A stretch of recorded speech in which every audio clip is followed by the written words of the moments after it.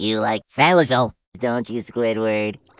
Yes! Yes! I admit it, SpongeBob! I love Salazzle!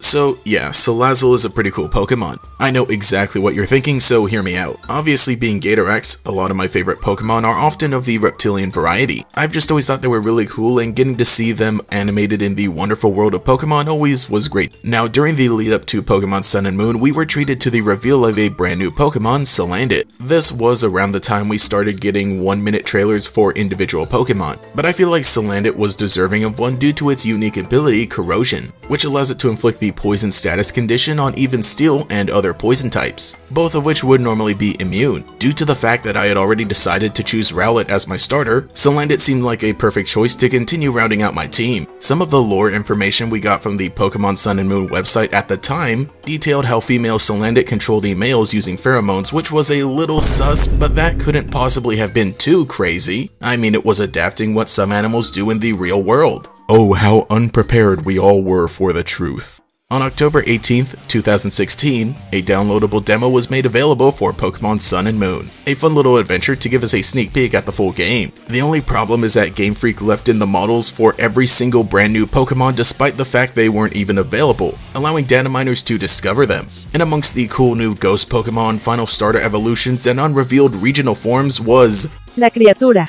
Keep in mind, at this point, nobody knew the name, ability, or stats of this Pokemon. Only the 3D model was there, but that was enough for all heck to break loose. Obviously, this was the evolution of Salazzle, but nobody was prepared for it to be this hot, you know, because it's a fire type. Needless to say, that was all I needed to see in order to decide that this would be my favorite Generation 7 Pokemon. Big Lizard! And eventually the day came when I actually got to capture my own and use it during my playthrough. I almost always nickname my Salazzles Rudaka. It's a tradition. Rudaka, my queen. No, not your queen. Not yet.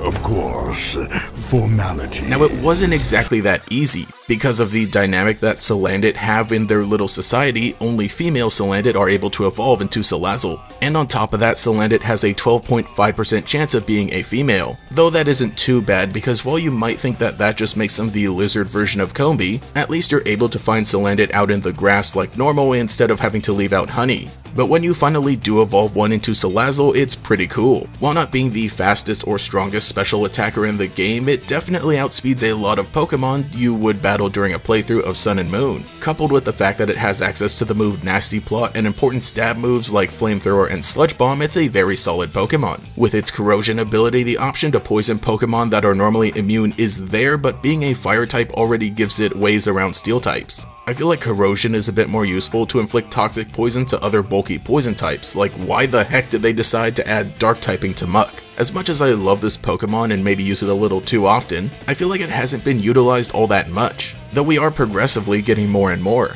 Of course, Salazzle is the signature Pokemon of Plumeria, so whenever she shows up, so does Salazzle. But it only had 2 anime appearances and didn't really fall into the unanimous public appreciation in the same way that some other Pokemon did. I feel like the most we got during Generation 7 was that code card distribution, which, yeah, that was definitely something. Then again, I mean, like, how are you supposed to make merch or other artwork or stuff of this Pokemon without getting a little sussy? Though I do feel like each year we get another piece that just adds something for enjoyers like myself. The fact that Salazzle not only made the cut for Sword and Shield, but also Scarlet and Violet as well, means that it'll continue to maintain some relevancy. As soon as I got to the Isle of Armor, I knew exactly what I had to do, and I'm so glad I was able to catch one in the perfect Pokeball. Shoutouts to Ball Guy and the Cramomatic, the true heroes of Generation 8. I just love getting to be on the Isle of Armor with Salazzle. Dude, why's she running like that? I also love how new Pokemon Snap added a Salazzle in the desert stage. Okay though, like this game just overall is amazing the way they incorporate each Pokemon into their environments and give them these different interactions and just build upon the world that's already there in such an amazing way and beautiful visuals. Anyway, there is a Salazzle that you can charm with music into dancing. I tell you, I could watch this all day. But I do honestly find it funny how it's a reference to snake charming, but is also apparently just official Salazzle lore now, because the updated Pokédex entries in Scarlet and Violet mention it captivates opponents with alluring movements. You can't make this stuff up.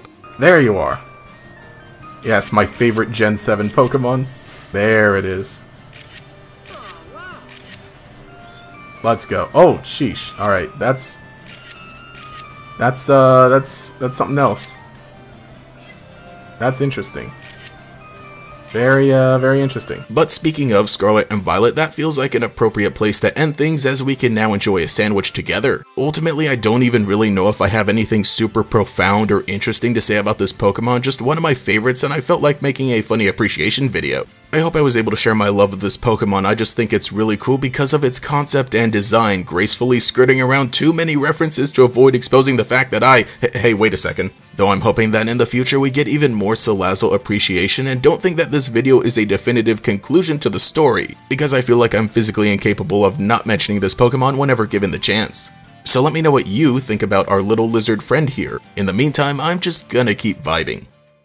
Thank you to every channel member for your continued support, especially the Great Gators, Brandon Mork, Cheeseburger Lasers, Gavnuts, Green Topaz 213, Justin R, Cosmo Zero, Michaela, Quago, Volity, and Pastel Blood. If you would like to support, get your name shouted out here, as well as access to emotes and comments, live streams, and sometimes early videos, you can become a channel member today. You can also follow me on Twitter as well for more memes. Anyway, this has been GatorX. I'll catch you all later.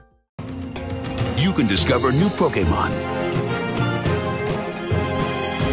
and explore a world beyond your own in Pokémon Sun and Pokémon Moon on Nintendo 3DS. Games rated everyone. I wouldn't get too cocky just because you beat those guys, you hear?